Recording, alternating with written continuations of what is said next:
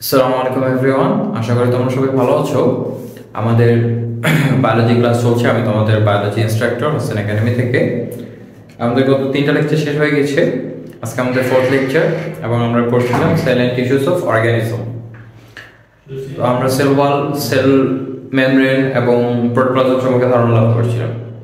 আজকে আমাদের টপিক হচ্ছে কি সাইটোপ্লাজম আর হচ্ছে মাইটোকন্ড্রিয়া। তো আসো আজকে সাইটোপ্লাজম কি জিনিস সেটা আমরা একটু আলোচনা করব।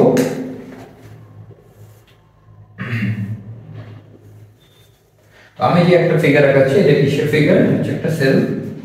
সেলের মধ্যে আমাদের বিভিন্ন পার্টস থাকবে।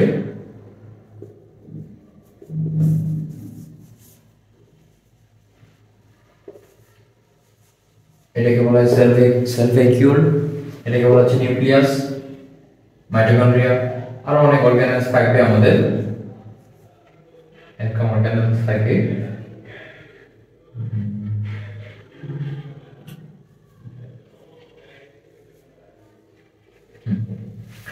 একে বলা হয় এন্ডোপ্লাজমিক রেটিকুলাম। তারপরে আমাদের এরকম কিছু স্ট্রাকচার থাকে, একে বলা হয় Golgi body.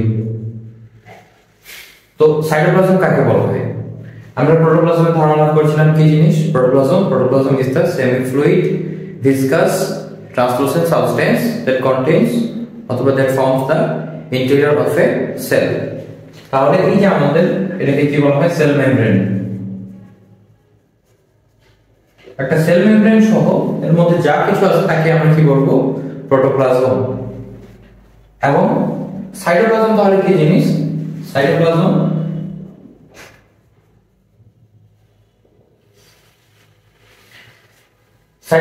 is the semi-fluid and jelly-like substance exterior to the nuclear membrane. এই যে আমাদের নিউক্লিয়াসের আশেপাশে যে একটা মেমব্রেন আছে, একে বলা হয় নিউক্লিয়ার মেমব্রেন। এই যে মেমব্রেনটা দেখতে পাচ্ছ, একে বলা হয় নিউক্লিয়ার মেমব্রেন। তো এই নিউক্লিয়ার মেমব্রেনের বাইরে এবং আমাদের সেল মেমব্রেনের ভিতরে, মানে এই নিউক্লিয়াসটা বাদ দিয়ে আমাদের সেলের মধ্যে যা কিছু থাকবে তাকে আমরা সাইটোপ্লাজম বলবো। তাহলে নিউক্লিয়াস আমাদের সাইটোপ্লাজমের মধ্যে ইনক্লুডেড হবে না। তোমাদের বইয়ে একটা ডেফিনিশন দেওয়া আছে, cytoplasm is the semi fluid jelly-like substance exterior to the nuclear membrane. তাহলে এই মেমব্রেনটার নাম হচ্ছে আমাদের নিউক্লিয়ার মেমব্রেন।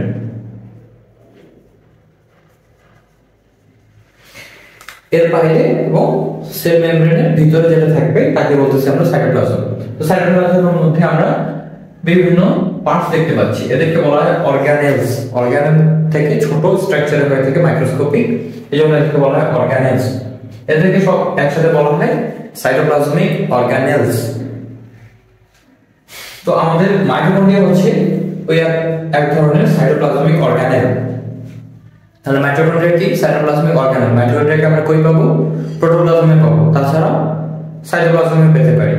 আর নিউক্লিয়াস থেকে আমরা সাইটোপ্লাজমে পাবো না, নিউক্লিয়াস আলাদা একটা স্ট্রাকচার, তাকে নিউক্লিয়াস হিসেবে চিনবো আমরা। এবং নিউক্লিয়াস বাদ দিয়ে সেলের মধ্যে যা কিছু থাকবে তাকে বলবো আমরা সাইটোপ্লাজম। আচ্ছা, সাইটোপ্লাজম শেষ আমাদের একটু এলাকা আমাদের জন্য। নেক্সট আমাদের টপিক হচ্ছে যে মাইটোকন্ড্রিয়া।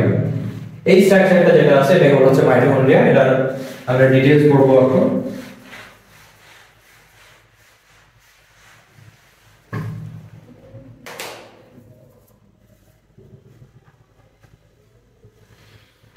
আচ্ছা, মাইটোকন্ড্রিয়া আমাদের এই টার্মটা সম্পর্কে ধারণা লাভ করেছিল হচ্ছে রিচার্ড অল্টম্যান। ইনি 1886 এ মনে করো যে মাইটোকন্ড্রিয়াকে ফার্স্ট দেখতে পাইছিল, তখন তার নামকরণ করেছিল হচ্ছে বায়োব্লাস্ট। তারপরে আমাদের একজন সায়েন্টিস্ট 1898 এ কার্ল বেন্ডার, ইনি নামকরণ করেছিল হচ্ছে মাইটোকন্ড্রিয়া। তারপর থেকে এটা মাইটোকন্ড্রিয়া হিসেবে আমরা জেনে আসছি। তো মাইটোকন্ড্রিয়া আমাদের কি হচ্ছে? এটা কি জিনিস? আমরা যদি একটা স্ট্রাকচার আঁকাই,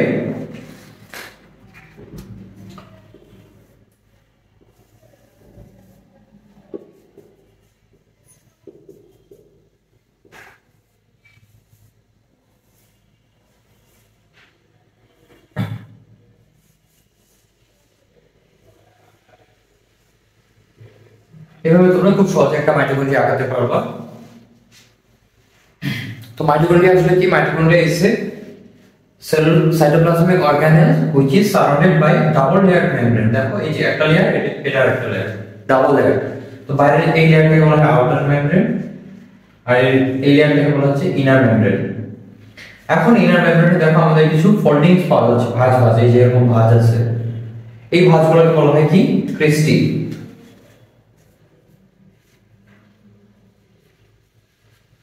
So what is cristae? Cristae আসলে আমাদের cristae are the infoldings of the inner membrane of mitochondria. So what is cristae?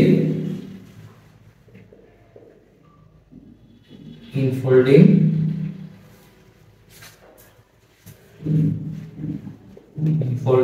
of inner membrane of mitochondria. তাহলে এই যে ভাঁজগুলো এগুলোকে বলতেছি আমরা কি ক্রিস্টি। তো আমাদের এই যে ইনার মেমব্রেনটা আছে, ইনার মেমব্রেনের ভিতরের দিকে আমরা কিছু এরকম সার্কুলার স্ট্রাকচার দেখতে পাবো, এটাকে বলা হয় কি অক্সিজোম।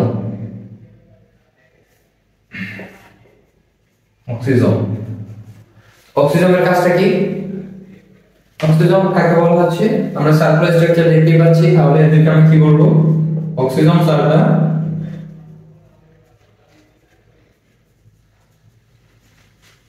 circular structure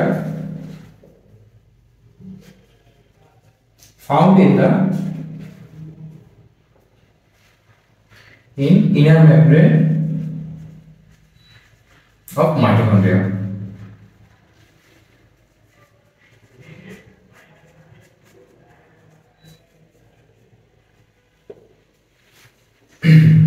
এখন এই অক্সিজেনের কাজটা কি?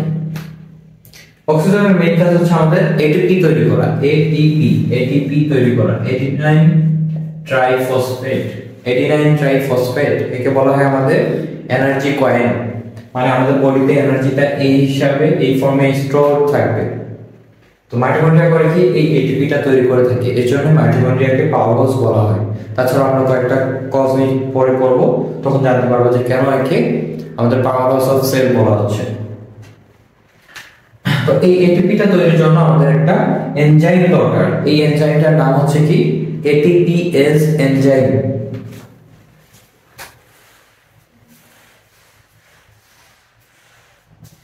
এনজাইমের নাম হচ্ছে ATPase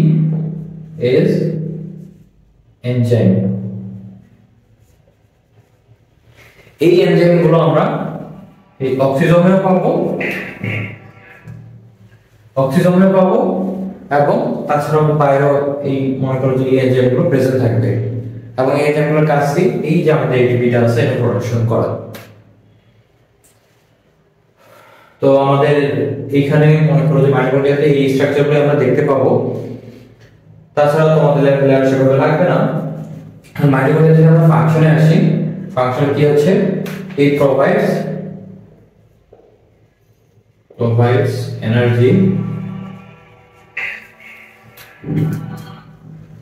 energy for cellular activity. মানে একটা সেল যে কাজ করতেছে তার মনে করো এনার্জিটাকে সাপ্লাই করবে, সেটা হচ্ছে আমাদের মাইটোকন্ড্রিয়া। সেকেন্ড ফাংশনটা হচ্ছে যে আরেকটা বড় এটিপিএস, এটা হচ্ছে এনজাইম। এই এনজাইমের কাজটা কি এনার্জি প্রোডাকশন করা, এবং এনার্জি প্রোডিউস হয় আমাদের একটা প্রসেসের মাধ্যমে, সেটা হচ্ছে রেসপিরেশন। তো রেসপিরেশন প্রসেস, যেটা বাংলা বলায় শ্বসন। রেসপিরেশনটা কি আসলে আমরা যে মনে করো অক্সিজেন ইনহেল করতেছি, অক্সিজেনটা যাচ্ছে আমাদের, আমরা যে খাবারগুলো ইনটেক করি সেগুলোকে ব্রেক ডাউন করে, মানে গ্লুকোজ বলো প্রোটিন বলো, এদেরকে ভেঙে এখান থেকে আমাদের এনার্জি তৈরি করতে সাহায্য করা হয়। তো এই এনার্জি তৈরির যে প্রসেস এটাকে বলা হয় রেসপিরেশন। তাহলে এই এনজাইমগুলো আমাদের কই থাকতেছে মাইটোকন্ড্রিয়াতে, প্রোভাইডস অথবা contains enzymes required for respiration.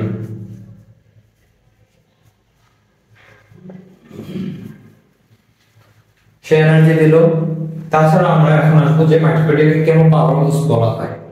তোমরা এটা নিয়ে কম্প্রিহেনসিভ কোশ্চেন পাবা, আমাদের বোর্ড কোশ্চেন বলো অথবা ক্লাস এক্সাম বলো, এখানে পাবা যে কম্প্রিহেনসিভ কোশ্চেন তরফ থেকে mitochondria is called the power house of sell.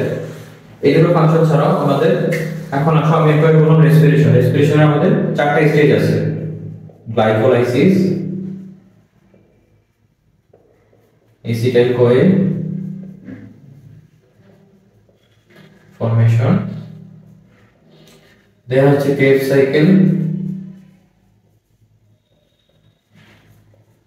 আর এটা হচ্ছে ইলেকট্রন ট্রান্সপোর্ট চেইন অথবা সিস্টেম, যে কোনো একটা বলে হবে। ইলেকট্রন ট্রান্সপোর্ট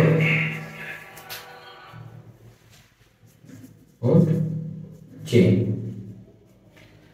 এই চারটা ফেজে আমাদের রেসপিরেশনটা হয়ে থাকে। তার মধ্যে এই গ্লাইকোলাইসিস যেটা আছে এটা সাইটোপ্লাজমে হয়, এবং বাকি এই তিনটা স্টেজ এগুলো কই হবে? মাইটোকন্ড্রিয়া। এই তিনটা স্টেজে আমাদের রেসপিরেশনের কথা হচ্ছে মাইটোকন্ড্রিয়াতে হচ্ছে, এবং রেসপিরেশন কি? এটা হচ্ছে আমাদের এনার্জি প্রোডাকশনের প্রসেস। এবং এই তিনটার মধ্যে ক্রেবস সাইকেল হচ্ছে আমাদের মোস্ট এটিপি, মানে এই এটিপিটা হচ্ছে কি এনার্জি আমাদের পরিমাপ করার জন্য একটা কারেন্সি টাইপ অথবা ইউনিট টাইপ। তো ক্রেবস সাইকেল হচ্ছে আমাদের সবচেয়ে বেশি পরিমাণ এনার্জিটা সে প্রোডিউস করে, এবং এই যে এনার্জিটা প্রোডিউস করার জন্য যতগুলো এনজাইম লাগতেছে সেটা আমাদের মাইটোকন্ড্রিয়ার মধ্যে প্রেজেন্ট থাকতেছে। তাহলে আমাদের মোস্ট ইম্পর্টেন্ট স্টেজ কি? মোস্ট ইম্পর্টেন্ট স্টেজ হচ্ছে ক্রেবস সাইকেল। তাছাড়া আমাদের বাকি দুইটা সাইকেলও মাইটোকন্ড্রিয়াতে হবে, বাট মেইনলি ক্রেবস সাইকেলের জন্য যতগুলো এনজাইম দরকার সবগুলো আমাদের মাইটোকন্ড্রিয়ার মধ্যে প্রেজেন্ট থাকতেছে। এই জন্যই আমরা মাইটোকন্ড্রিয়াকে বলবো হচ্ছে পাওয়ার হাউস অফ সেল। এখন কোন ধরনের একটা কোশ্চেন, সেটা হচ্ছে যে কোন ধরনের সেলে মাইটোকন্ড্রিয়া পাবো না?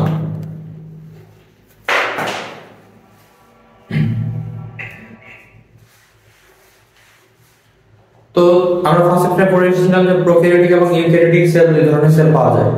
তাদের মধ্যে প্রোক্যারিওটিক সেলে কি থাকবে আমাদের? সেখানে আমাদের নিউক্লিয়াস থাকবে, প্রিমিটিভ নিউক্লিয়াস আর রাইবোসোম, আর আদার সেল অর্গানিজমগুলো অ্যাবসেন্ট থাকবে। তার মানে আমরা প্রোক্যারিওটিক সেল অথবা অর্গানিজমে মাইটোকন্ড্রিয়া পাবো না।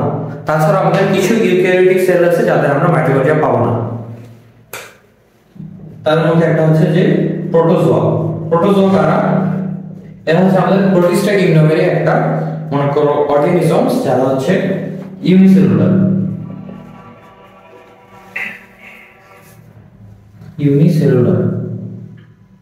তাহলে ইউনিসেলুলার ইউক্যারিওটিক অর্গানিজম। একটা এক্সাম্পল তোমাদের বইয়ে দেওয়া আছে, ট্রাইকোমোনাস। তারপরে তোমরা যখন চ্যাপ্টার 1 এর সায়েন্টিফিক নেমগুলো পড়বা, ওখানে দেখবে ম্যালেরিয়া প্যারাসাইট, তার নাম হচ্ছে, সায়েন্টিফিক নাম হচ্ছে প্লাজমোডিয়াম ভাইরাস। এটা হচ্ছে আমাদের ওয়ান কাইন্ড অফ প্রোটোজোয়া। তাহলে প্রোটোজোয়া কি জিনিস? Unicellular eukaryotic organism. এদের মধ্যে ট্রাইকোমোনাস যারা আছে তারা কি ইউক্যারিওটিক, তাদের মধ্যে আদার সেল অর্গানিজমগুলো প্রেজেন্ট থাকবে, বাট এরা হচ্ছে এক্সেপশনাল, মানে এদের ক্ষেত্রে মাইটোকন্ড্রিয়াটা প্রেজেন্ট থাকবে না। বুঝা গেছে?